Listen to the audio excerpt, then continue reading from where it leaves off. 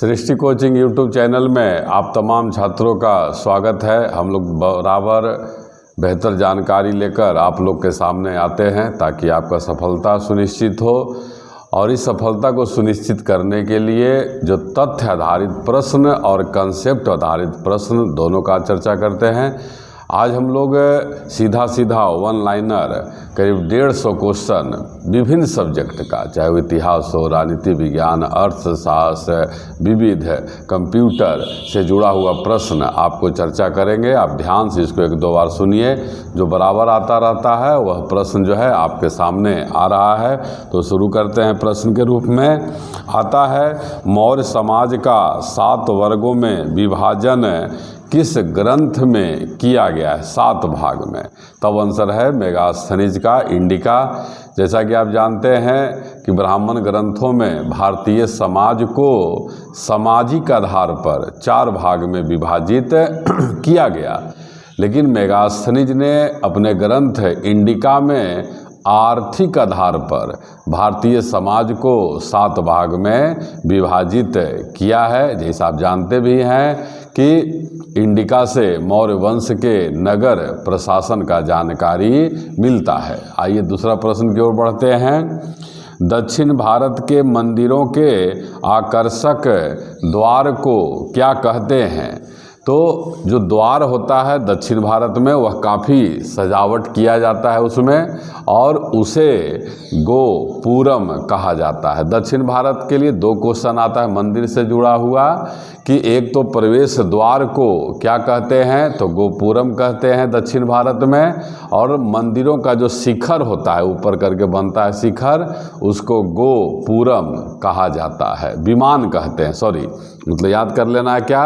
प्रवेश द्वार को गोपुरम और शिखर को विमान कहते हैं। यहाँ कुछ जानकारी आपको मंदिर से जुड़ा हुआ दे देते हैं कि भारत में मंदिर का निर्माण गुप्त काल में शुरू हुआ है। प्रारंभ में मंदिरों का छत समतल होता था, जैसे हम लोग का छत अभी प्लेन होता है उसी तरह का।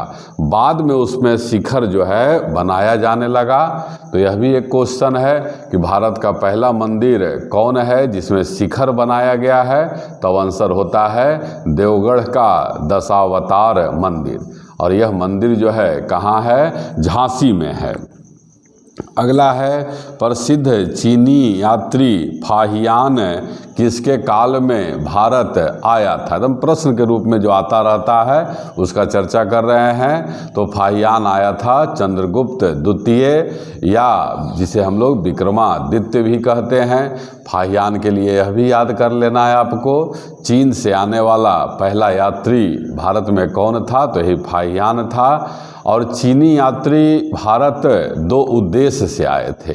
एक उद्देश्य था कि भारतीय बौद्ध ग्रंथों का अध्ययन करना और उन बौद्ध ग्रंथों का चीनी भाषा में अनुवाद करना था। अगला प्रश्न है, गायत्री मंत्र का उल्लेख किस वेद में है? तो गायत्री मंत्र का उल्लेख ऋग्वेद में है। और यह भी आता है, जैसा कि आप जानते हैं कि ऋग्वेद में मंडलों का संख्या 10 है। किस मंडल में गायत्री मंत्र का जानकारी है? तो तीसरा मंडल में गायत्री मंत्र का जानकारी दिया गया। और उस गायत्री मंत्र का लेखक विश्वामित्र हैं। और गायत्री मंत्र में सूर्य देवता का पूजा किया गया है। अगला प्रश्न है, वह प्रथम मुस्लिम शासक है जिसने शासन के सिद्धांत को राजाओं के ईश्वरीय अधिकार सिद्धांत के समान प्रतिपादित किया है? तब आंसर है बलवन। बलवन जो है गुलाम वंश का शासक था। बलवन का मूल नाम बहाउद्दीन था।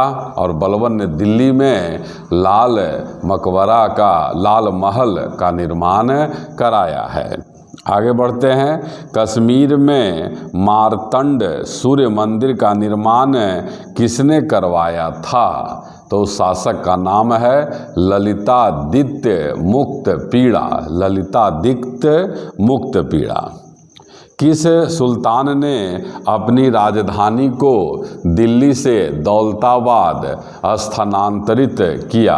तब आंसर होता है मोहम्मद बिन तुगलक ने ऐसा किया था। मोहम्मद बिन तुगलक का मूल नाम भी आता रहता है जूना खां, और इसे पागल बादशाह, इस्लाम विरोधी तत्वों का मिश्रण, अमीरों का राजा भी कहा जाता है। मोहम्मद बिन तुगलक ने कृषि के विकास के लिए दीवान ए कोही नामक विभाग का निर्माण किया था। आगे है, किस सिख गुरु को औरंगजेब के द्वारा फांसी दिया गया था? तो इस तरह का प्रश्न, इसका जवाब आपको देना है कि किस सिख गुरु को औरंगजेब के द्वारा फांसी दिया गया। एक और आप फांसी दिया गया है किनको? जहांगीर के द्वारा वो आते रहता है, अर्जुन देव को आपको कमेंट बॉक्स में लिखना है औरंगजेब ने किन सिख गुरु का हत्या किया, फांसी दिया, इस तरह का। किस सिख गुरु ने फारसी भाषा में जफरनामा पुस्तक लिखा था? जफरनामा, तब आंसर होता है गुरु गोविंद सिंह। सिखों के 10वां और अंतिम गुरु कौन थे? तब आंसर होता है क्या? गुरु गोविंद सिंह। अब यहाँ पर करंट में क्वेश्चन है, गुरु गोविंद सिंह के बच्चों और पौत्रों के लिए जो है एक दिवस, वीर बाल दिवस घोषित किया गया है। करंट का क्वेश्चन है, वीर बाल दिवस घोषित किया गया। फिर इसके बाद है, किस संधि के अंतर्गत ईस्ट इंडिया कंपनी को बंगाल, बिहार एवं उड़ीसा का दीवानी अधिकार मिला? तो इसका आंसर है इलाहाबाद का प्रथम संधि जो हुआ था 1765 ईस्वी में। अब आइए नेशनल मूवमेंट, राष्ट्रीय आंदोलन से जुड़ा हुआ कुछ प्रश्न रिवीजन करते हैं। आता है, अखिल भारतीय किसान सभा का स्थापना कब किया गया? तो 1936 ईस्वी में किया गया। देश बंधु किनका उपनाम है? तो चित्तरंजन दास का उपनाम है। चित्तरंजन दास और मोतीलाल नेहरू ने मिलकर स्वराज पार्टी का स्थापना किया था। लौह पुरुष, सरदार और भारत का बिस्मार्क किन्हें कहा जाता है? तो वल्लभ भाई पटेल को कहा जाता है, और इनका मूर्ति का नाम है स्टैचू ऑफ यूनिटी। सती प्रथा को समाप्त करने का श्रेय किस गवर्नर जनरल को है? तो लॉर्ड विलियम बेंटिक को है। और लॉर्ड विलियम बेंटिक ने किसके प्रयास से सती प्रथा समाप्त किया? तब आंसर होता है राजा राम मोहन राय, जिन्हें आधुनिक भारत का जनक कहा जाता है। सर्वेंट सोसाइटी ऑफ इंडिया का स्थापना किसने किया? तो 1905 ईस्वी में गोपाल कृष्ण गोखले ने बम्बई में किया था। और गोपाल कृष्ण गोखले को गांधी का गुरु भी कहते हैं और भारत का हीरा भी कहा जाता है। 13 अप्रैल 1919 को अमृतसर में हुए जलियांवाला बाग हत्याकांड किसकी गिरफ्तारी के विरोध में हुआ था? तो अमृतसर में जो जलियांवाला बाग मैदान है वहाँ पर डॉक्टर सत्यपाल और सैफुद्दीन किचलू के गिरफ्तारी के विरोध में ही वहाँ पर धरना प्रदर्शन हो रहा था, जहाँ पर जनरल डायर के आदेश पर गोली चलाया गया, जिसमें काफ़ी संख्या में लोग हताहत हुए थे। आगे बढ़िए, 1916 में मद्रास में होम रूल आंदोलन किसने चलाया? तो होम रूल आंदोलन चलाया था मद्रास में एनी बेसेंट ने। एनी बेसेंट का पत्रिका भी आपको याद रखना है, न्यू इंडिया और कॉमनवेल्थ। न्यू इंडिया और कॉमनवेल्थ एनी बेसेंट का पत्रिका है। आगे बढ़िए, और एनी बेसेंट जान ही रहे हैं भारतीय राष्ट्रीय कांग्रेस का प्रथम महिला अध्यक्ष, तो एनी बेसेंट। 1917 ईस्वी में चंपारण सत्याग्रह किस राज्य में प्रारंभ किया गया था? तो आप जान रहे हैं चंपारण जो है बिहार में है, और वर्तमान में बिहार का सबसे बड़ा जिला क्षेत्रफल में पश्चिम चंपारण है। और यहाँ पर 1917 में जो चंपारण सत्याग्रह हुआ, किसके विरोध में, यह भी एक क्वेश्चन आता है। तब आंसर होता है 3 कठिया पद्धति। एक पद्धति था जिसमें किसान को अगर उसका 1 बीघा ज़मीन है तो 3 कट्ठा खेती भूमि पर नील का खेती करना जो है आवश्यक था। अगला प्रश्न क्या है, महात्मा गांधी को नंगा फकीर किसने कहा? तब आंसर क्या है, चर्चिल। इसी तरह से गांधी जी को महात्मा जो है रविन्द्रनाथ टैगोर ने कहा, राष्ट्रपिता सुभाष चंद्र बोस ने कहा और बापू पंडित नेहरू ने कहा। असहयोग आंदोलन कब शुरू हुआ? तो असहयोग आंदोलन 1920 में शुरू हुआ था और समाप्त कब हुआ? चौरा चौरी कांड जो 1922 में हुआ, जिसमें एक थाने में आग लगा देने के बाद कई पुलिसकर्मी मारे गए थे, तो 1922 तक जो है चला था।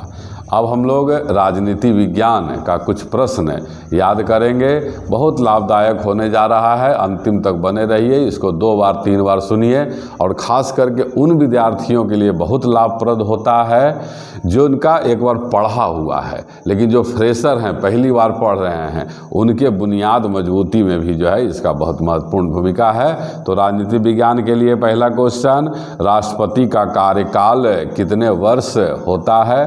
तो 5 वर्ष होता है और 5 वर्ष के पहले यह स्वेच्छा से त्यागपत्र उपराष्ट्रपति को देता है और अगर ज़बरदस्ती हटाना है तो इसे हटाने का प्रक्रिया जो है महाभियोग प्रक्रिया है, जो संसद के द्वारा पारित होता है। भारत के संविधान को बनाने के लिए गठित संविधान सभा का अस्थाई अध्यक्ष कौन थे? तो संविधान सभा के अस्थाई अध्यक्ष राजेंद्र प्रसाद और अस्थाई अध्यक्ष सच्चिदानंद सिन्हा थे। राजेंद्र प्रसाद का किताब है इंडिया डिवाइडेड और इनको बिहार का गांधी अजातशत्रु देश रत्न भी कहा जाता है। अगला आइए, भारत के सशस्त्र बलों का सुप्रीम कमांडर कौन होता है? तब आंसर है राष्ट्रपति और तीनों सेनाध्यक्ष का नियुक्ति करने का काम भी राष्ट्रपति का होता है और राष्ट्रपति को जो है भारत का प्रधान सेनापति भी कहा जाता है। भाषा के आधार पर बनने वाला पहला राज्य कौन है? तो पहला राज्य आंध्र प्रदेश है, जिसे 1956 में जो है बनाया गया। आता है क्वेश्चन, 1956 में राज्य और केंद्र शासित प्रदेश का संख्या क्या था? तो 1956 में 14 राज्य और 6 केंद्र शासित प्रदेश था, जो वर्तमान में 28 राज्य और 8 केंद्र शासित प्रदेश हो गया है। भारतीय संघ में सम्मिलित किया गया 28वां राज्य कौन है? तो 28वां राज्य झारखंड है। आपको एक बार तेजी से याद कराते हैं, याद करिए। 22वां राज्य सिक्किम, 23वां मिजोरम, 24वां अरुणाचल प्रदेश, 25वां गोवा, 26वां छत्तीसगढ़, 27वां उत्तरांचल, 28वां झारखंड और 29वां तेलंगाना। आगे बढ़िए। भारतीय संविधान की संशोधन प्रक्रिया किस देश से लिया गया? तो संविधान संशोधन प्रक्रिया दक्षिण अफ्रीका से लिया गया है और यह संविधान के भाग 20 में और अनुच्छेद 368 में है संविधान संशोधन प्रक्रिया। संविधान के अधिकांश भाग में संशोधन कौन करता है? तो संसद करता है। संविधान में पहला संशोधन कब हुआ? तो 1951 ईस्वी में हुआ है। आगे बढ़िए। भारतीय संविधान के किस अनुच्छेद में हिंदी को राजभाषा घोषित किया गया? किस अनुच्छेद में? महत्वपूर्ण अनुच्छेद का भी हमारे यूट्यूब पर बना हुआ है वीडियो, आप जाके प्लेलिस्ट में देख सकते हैं। तो हिंदी को राजभाषा घोषित किया गया अनुच्छेद 343 में। किसके अंतर्गत भारत में सर्वप्रथम सर्वोच्च न्यायालय का स्थापना किया गया? तब रेगुलेटिंग एक्ट 1773 के द्वारा कलकत्ता में स्थापित किया गया था और इसका प्रथम मुख्य न्यायाधीश इम्पे था। और जो अभी वर्तमान में सर्वोच्च न्यायालय दिल्ली में है, उसका स्थापना 1935 के भारत सरकार अधिनियम के द्वारा हुआ है। आगे बढ़िएगा। अगला है अल्पसंख्यकों को अपना शिक्षण संस्थान खोलने का अधिकार किस अनुच्छेद में है? तो अनुच्छेद 30(1) में अल्पसंख्यकों को शिक्षण संस्थान चलाने का अधिकार दिया गया है। आगे बढ़िए। अब अगला क्वेश्चन जो है पर्यावरण और जैव विविधता से जुड़ा हुआ है। क्वेश्चन है पर्यावरण और जैव विविधता में ओजोन परत संरक्षण के लिए पहला सम्मेलन 1985 में ऑस्ट्रिया की राजधानी वियना में हुआ था, जो लागू कब हुआ? 1988 में लागू किया गया। अगला क्वेश्चन केंद्रीय प्रदूषण नियंत्रण बोर्ड द्वारा आवासीय क्षेत्रों में अधिकतम ध्वनि सीमा कितना निर्धारित किया गया है? तब आंसर है 55 डेसिबल, 55 डेसिबल। डेसिबल आप जान रहे हैं ध्वनि की प्रबलता का मात्रक है। 55 डेसिबल से अधिक जो है आवासीय क्षेत्र में नहीं रहना चाहिए। अगला प्रश्न आइए, राष्ट्रीय चंबल वन्य जीव अभयारण्य किन 3 प्रदेशों में है? तो राजस्थान, मध्य प्रदेश और उत्तर प्रदेश। अगला क्वेश्चन पर्यावरण संरक्षक आंदोलन में सहायक पुस्तक साइलेंट स्प्रिंग का लेखक कौन थे? तब आंसर है रसेल कार्सन, रसेल कार्सन। गुलाबी कबूतर की एक स्थानिक प्रजाति कहाँ पाई जाती है? तो मॉरिशस में। मॉरिशस का एक द्वीप है, मैस्करीन द्वीप में पाया जाता है। क्षोभ मंडल, जिसको ट्रोपोस्फेयर कहा जाता है, में मिलने वाली ग्राउंड लेवल ओजोन क्या कहलाती है? तो बैड ओजोन कहलाती है। दक्षिण भारत में किस स्थान पर तितलियों का वार्षिक प्रवास देखने को मिलता है? तो पूर्वी घाट की पहाड़ियों से पश्चिमी घाट की ओर है। अब आइए भूगोल से जुड़ा हुआ प्रश्न याद करते हैं छात्र। अरावली पर्वत का सर्वोच्च शिखर क्या है? तो गुरु शिखर। आपको याद रखना ही है कि भारत का सबसे पुराना पर्वत कौन है? तो अरावली, और अरावली का सबसे ऊंचा चोटी गुरु शिखर है। भारत के दक्षिण पश्चिम में कौन सागर है? तो अरब सागर है। भारत जो है अरब सागर, हिंद महासागर और बंगाल की खाड़ी से घिरा हुआ है। अगला क्वेश्चन लघु हिमालय श्रेणी के ढालों पर छोटे छोटे घास के मैदान को कश्मीर में क्या कहते हैं? मर्ग कहते हैं, मर्ग। काचिन पहाड़ियाँ भारत की किस देश की सीमा के साथ सीमा का निर्धारण करता है? पहाड़ी का नाम क्या है? काचिन पहाड़ियाँ, और वह जो है भारत और म्यांमार के बीच सीमा का निर्धारण करता है। अगला है भूटान के साथ भारत के किस राज्य की सीमा सबसे अधिक लंबी है? भूटान। तब आंसर है असम। भूटान का मुद्रा आपको याद है ही, नगुल्ट्रम है। और भूटान जो है विश्व का पहला कार्बन मुक्त देश है।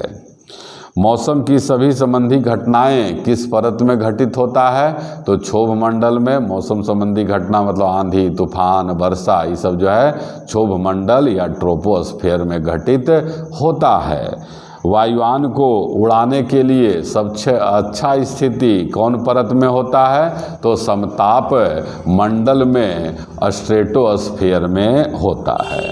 वायुमंडल में ऑक्सीजन का मुख्य स्रोत क्या है? पेड़ पौधा है। पौधों में नाइट्रोजन का मुख्य स्रोत क्या है? मृदा में उपस्थित नाइट्रेट। अगला ये अर्थशास्त्र से जुड़ा हुआ प्रश्न याद करते हैं छात्र। भारतीय रिजर्व बैंक ने छोटे किसानों के रूप में, जिसको स्मॉल फार्मर कहते हैं, के रूप में किसे माना है? तो जिसके पास, वह किसान जिसके पास एक हेक्टेयर से अधिक और 2 हेक्टेयर से कम भूमि हो, उस तरह के किसान को छोटे या लघु किसान कहा गया है। आरबीआई के अनुसार भारतीय संविधान ने सरकार की विकास रणनीतियों का प्राथमिक उद्देश्य क्या है? तो हमारे क्या प्राथमिक उद्देश्य आर्थिक प्रगति का क्या है? सामाजिक न्याय, मतलब ऐसा आर्थिक प्रगति करना जिसमें समाज के सभी व्यक्तियों को समान रूप से लाभ हो। फिर आगे, कैपिटल गेन टैक्स किस वस्तु पर लगाया जाता है? तो आंसर होता है संपत्ति कर। आगे बढ़िए, निजी क्षेत्र के बैंकों में सर्वप्रथम चीन में अपनी शाखा स्थापित किसने किया? तो एक्सिस बैंक ने किया था। अगला, भारत का सबसे पुराना स्टॉक एक्सचेंज कौन है? तो भारत का सबसे पुराना stock exchange Bombay stock exchange है, जिसका स्थापना 1875 ईस्वी में हुआ, जो 30 ब्लू चिप कंपनियों के मार्केट कैप पर कार्य करता है। कमेंट बॉक्स में आप कमेंट करिएगा, वर्तमान में बॉम्बे स्टॉक एक्सचेंज के अध्यक्ष कौन हैं? कमेंट जरूर करिएगा। आगे याद करिए छात्र, कौन इसी योजना उदारीकृत अर्थव्यवस्था के रूप में वर्णित जॉन डब्ल्यू मूलर मॉडल पर आधारित है? मतलब सीधा याद करना है कि जॉन डब्ल्यू मूलर मॉडल पर कौन सा योजना है? तो 8वीं योजना। जिसे आपको याद है कि पहला योजना किस मॉडल पर है? तो हेराल्ड डोमर मॉडल पर है। दूसरा योजना कौन मॉडल पर है? प्रोफेसर पीसी महालनोबिस मॉडल पर आधारित है। तो 8वां हो गया जॉन डब्ल्यू मूलर मॉडल। इसके बाद जो है आगे याद करिए, वर्तमान में भारत में नोट जारी करने के लिए कौन सी प्रणाली अपनाई जाती है? तब उसका आंसर है न्यूनतम आरक्षित प्रणाली। न्यूनतम आरक्षित प्रणाली। आप नोट जारी करने का अधिकार जान ही रहे हैं, आरबीआई को है। 1 रुपया पर भारत सरकार के वित्त सचिव का और 2 रुपया से लेकर 2000 रुपया के नोट पर आरबीआई के गवर्नर का हस्ताक्षर होता है। आगे देखिएगा, बैंकों के ग्राहकों की शिकायतों का निदान करने के लिए बैंकिंग लोकपाल योजना कब लागू किया गया? तो 14 जून 1995 को लागू किया गया।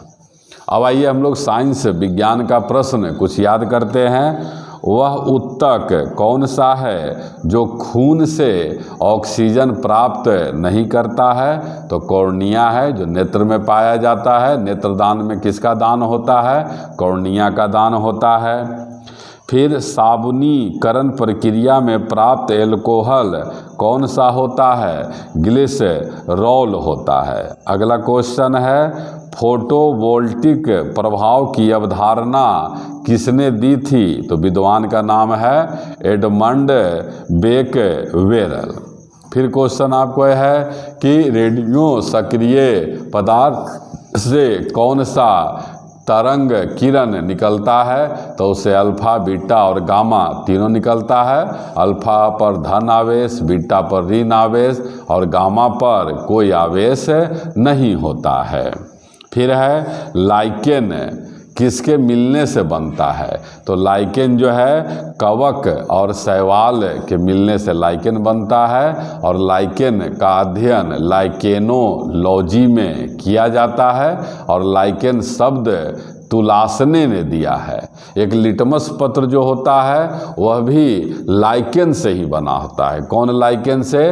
रोसेला लाइकेन से बना होता है। फिर आपको आगे याद करिए, सिरका में क्या पाया जाता है? तो एसिटिक एसिड